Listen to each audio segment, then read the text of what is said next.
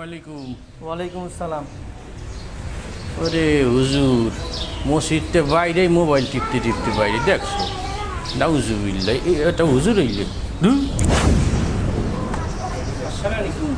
ওয়ালাইকুম আসসালাম। হুজুর কি পড়েন? হ্যাঁ, পড়তে আছি, দেখতেছেন না? কি পড়েন? এই যে ইসলামের ইতিহাস। ইসলামের ইতিহাস? আপনি নিজেই তো একটা ইতিহাস তৈরি করে ফেলাইছেন। হ্যাঁ, কেমন? আপনি এই কোনো ইতিহাসে পাইছেন যে ইমাম সাহেব এরকম গেঞ্জি পরিয়ে বই ঠায়? আপনি ইমাম সাহেব মানুষ টুপি পরবেন, জুব্বা পরবেন, সুন্দর করে থাকবেন, কি লেবাসে বই রয়েছেন? আপনার কোন ইতিহাসে লেখা আছে যে হুজুরা সবসময় জুব্বা পাঞ্জাবি পরে থাকবো? লিবাসু তাকুয়া। ও মাই গড, এখানে আছেন লিবাসুত তাকওয়া। আপনি সারাদিন যে চার দোকানে বই টিভি দেখেন, ওটা তো লিবাসুত তাকওয়া হয় না। আসলে হুজুর পরে কথা হবে। কুछ কথা কইছি গেছে গা। দোকান সাহেব কই রে? একটা চিপস দিয়েন তো। আপনি চিপস খাবেন? অনেক গোলা পান। আর আপনি দোকানে আসছেন কেন? আমাকে বললেই তো আমি লইয়ে যেতে পারি। হুজুর মানুষ, আহা, আপনি তো মান ইজ্জত কিছু রাখবেন না। আপনি মসজিদে আমি লইয়ে আসতে আছি, চিপস খাবেন না? আমি সমস্যাটা কই? আর আপনি যান, ইজ্জত ভালো দাওয়া নিতেছে, আপনি যান, আমি লইয়ে দিতে আসি, যান।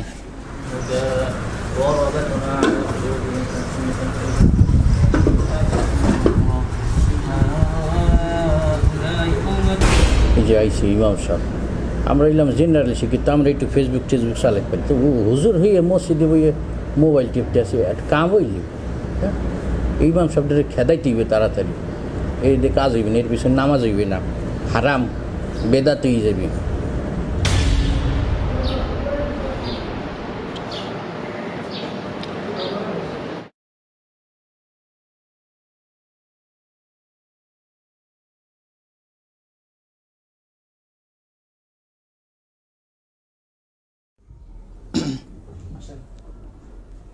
আসসালামু আলাইকুম।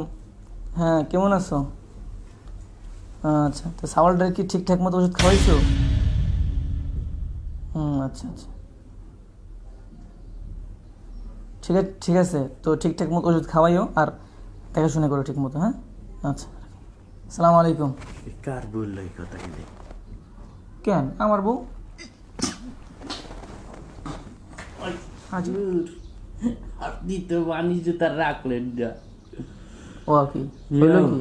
হুজুর মানুষ বুজুর্গ শামুদ্দুম রহমতুল্লাহ নাম শুনছেন? হ্যাঁ, শুনছি। ইবাদত বন্দি কথাতে সারা জীবন বিয়ে শাদী করেন নাই। আর আপনি বিয়ে করে ফেলাইছেন মিয়া, সর্বকালীন আমাদের কইতে। এরকম কথা হইলো? আবার গেদুর কথা কইলে গেদু আছে? হ্যাঁ, এক ছেলে আছে। আজব অবস্থা। এই সময় পাইলেন কোন সময়? এরকম কথা হলো? এটা তো ফরজ বিধান। আপনি বিয়ে করা- নামাজ পড়ান, ইবাদত বন্দি করেন, এই সময় কোন সময় পাইলেন? এটাও তো একটা ইবাদত, বিয়ে করা একটা ইবাদত না, নবীর সুন্নত। আর আপনি এটা নমস্কার করতেছেন। কত আরে বুঝি সুন্নত না। আসছে, আপনি জামা গাই দেন, আর কি শুনেন, মাথার মধ্যে গরম আছে, খাবেন স্পিরিট? আপনি নেশাও করেন। এটা কি নেশা? এটা স্পিড, এটা বাউটা ফুল্লাবান খায় না। এটা কি খাওয়া হারাম? এখানে কোথায় লেখা আছে যে হুজুরা খাইতে পারবে না, এটা ইমাম সাহেব খেতে পারবে না? ও আপনি এমনি ঠান্ডা পানি নিতেই ও না খাইয়ে।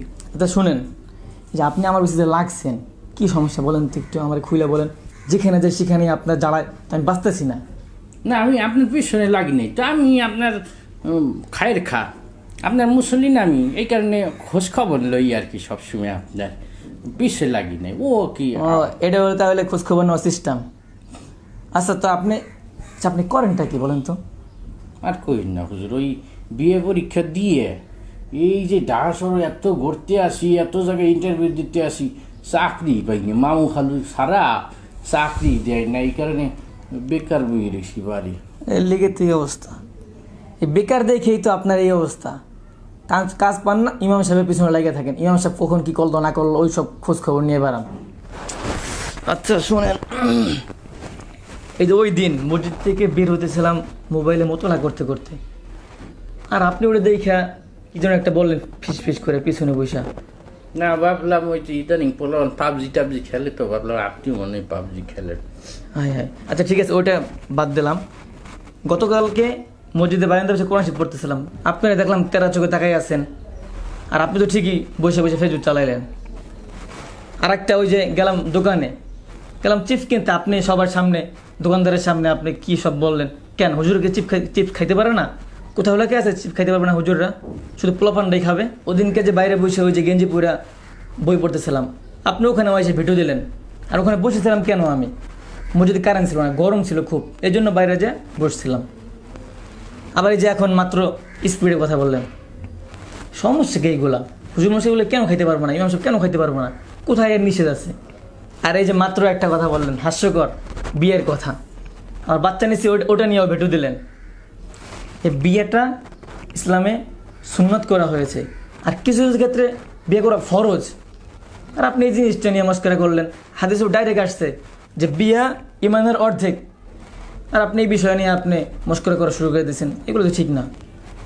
আর সবসময় যারা ইমাম সাহেব, যারা আলেম ওলামা, তাদেরকে মহব্বত করবেন, তাদের পিছনে না লেগে তাদেরকে মহব্বত করবেন। মানুষ যে জান্নাতে যাবে তার মধ্যে একটা কারণ, যদি কেউ আলেমদেরকে মহব্বত করে, তার মধ্যে একটা শ্রেণী আছে, তারাও জান্নাতে যাবে। আসলে হয়েছে কি হুজুর, ওই বেকার মানুষ তো, ওই আমার তো সবাই শাসায়, মানে কারোর কাছে দাম পাইনি। মানে এই যুবক বয়সে যদি কেউ দাম না দেয় এক জায়গায়, তো একটু এবার আমি ভাবছিলাম আপনি সরল সোজা মানুষটা, আপনার উপর দিত মাছবাড়ি পিঠে নিজের রাগটা মিটেছিলাম। যাই হোক হুজুর, কিছু মনে করি না। ওই তো নেক্সট টাইম আর এরকম করেন না, হ্যাঁ? এটা আমারও খারাপ লাগে। আপনি যখন আমার সাথে ভালো ব্যবহার করবেন, তখন আপনার জন্য দিল থেকে এমনিতে দোয়া আসবে। আর এই যে আপনি চাকরি পান না বলে বেকার বসে রয়েছেন, এই বেকার কারণেই তো আপনি আমার পিছনে লাগছেন। আর কথায় আছে, অলস মস্তিষ্ক শয়তানের কারখানা, এই জন্য তো এই অবস্থা। যাই হোক, তা আপনি শিক্ষিত মানুষ, আপনি তো যে কোনো একটা ব্যবসা করতে পারেন, বা কোথাও চাকরি পাইতেছেন না, ওটা নিয়ে টেনশন করার তো কোনো কারণ নেই। আর অনেক ওয়ে আছে, বাড়িতে সাংসারিক কাজ করতে পারেন, এটাও তো একটা কাজ। ইমাম সাহেবের পিছনে পড়ে থাকা, হুজুরদের পিছনে পড়ে থাকা, এটা কোনো কাজ নয়। ঠিক আছে, আশা করি বুঝতে পারছেন বিষয়টা। এটা যা ভাবছেন, এটা ওরকম না, এটার ভিতরে কোনো অ্যালকোহল নেই, ঠিক আছে? এটা খেতে পারবেন। ওই যে কাশের সিরাপের মতো গন্ধ, তো আমি ভাবছি মানে মদ গাজা। ওটা একটা ফ্লেভার, সমস্যা নেই, আপনি খান। আচ্ছা হুজুর, আপনি খান, আমি আরে না, খাইয়ে যান। কি দরকার আজকে।